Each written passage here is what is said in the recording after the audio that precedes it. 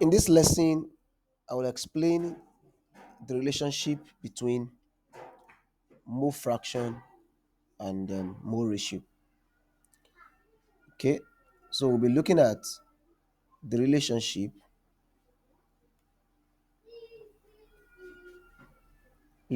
between mole fraction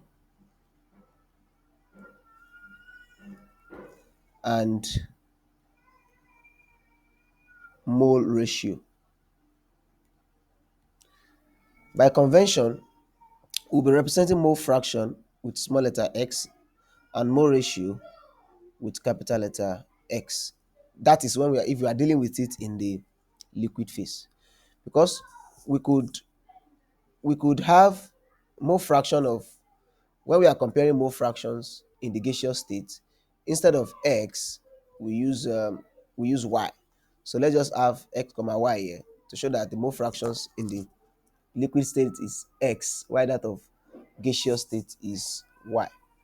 While the mole fraction and the mole ratio in the liquid state will be using capital letter X, and the mole ratio in the gaseous phase will be using what?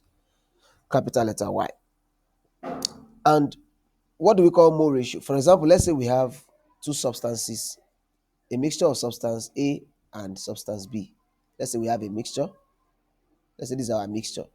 We are considering this mixture. Okay. Then the mole fraction in this context, mole fractions means the number of mole of a particular component. For example, the total number of mole here will be number of mole of A and number of mole of B. That will give us the total number of mole in a mixture that contains A and B. Okay, so if n subscript A represent the number of moles of A, and n subscript B represent the number of moles of B, then let's say um, n subscript T represent the total number of moles. Okay, so then by definition, mole fraction mole fraction of A, for example, is going to be what? The number of mole of A over total number of mole. And total number of mole is what? Number of mole, let's say total number of mole. And total number of mole is number of mole of A over number of mole of A and B. Number of mole of A and B. Okay? That is if we are considering it in the what? In the gaseous, in the liquid phase. Assuming A and B are in the gaseous phase, then we would have used our Y to mean number of mole of A over number of mole of A and number of mole of B if it is in the gaseous phase. Okay. Now, then what will now be the the mole ratio, capital letter X? So the mole ratio of A is what? It will be number of mole of A to number of mole of B. That's what we call mole ratio. Okay, number of mole of A to number of mole of B. That's the mole ratio.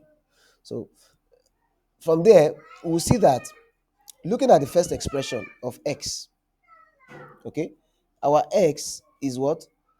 With respect to A this time, our X is number of mole of A all over number of mole of A plus number of mole of B. Now, we need to look for a way to rewrite this, to manipulate this expression such that it will include number of moles and not, it will include mole ratio. And a quick way is to divide the numerator and denominator by the number of mole of B. Okay, if we do that, we're going to have number of mole of A all over number of mole of B divided by number of mole of A over number of mole of B plus number of mole of B divided by number of mole of B. Why are we doing this? We are doing this so that we can have an expression for X, capital letter X, in the expression of small letter x. So from here now, we could see that, let me come to the other side here. We could see that is what we have here now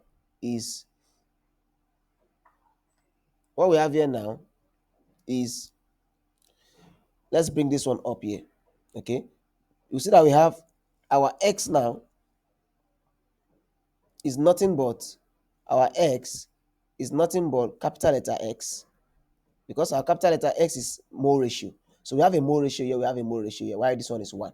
So it means we have capital letter X over X plus 1.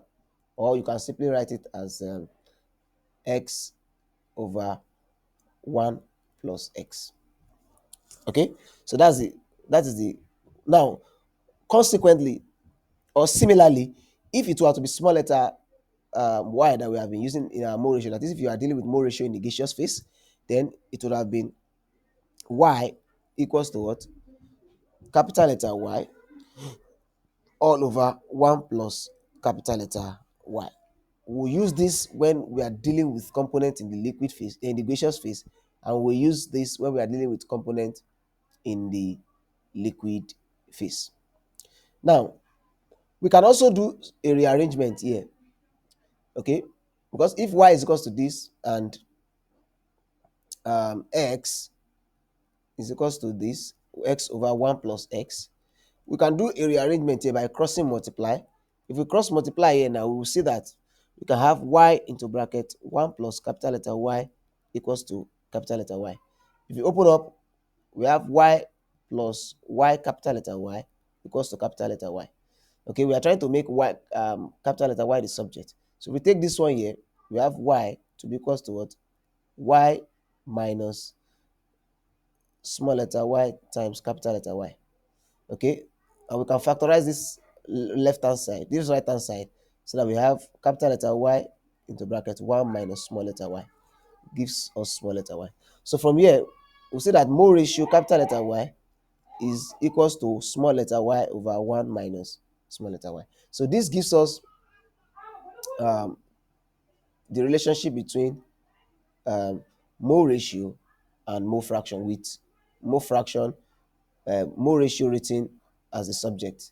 Okay, while the other one we derived up here is the mole ratio and mole fraction, but this time mole fraction written as the subject of the formula or the expression. Okay, so similarly, without having going through the same step, we'll see that if we do the same thing for this x equals to capital letter X over 1 plus small letter capital letter X, we also get capital letter X to be equals to small letter x over 1 minus small letter x. So this gives the relationship between um, mole fraction and mole ratio.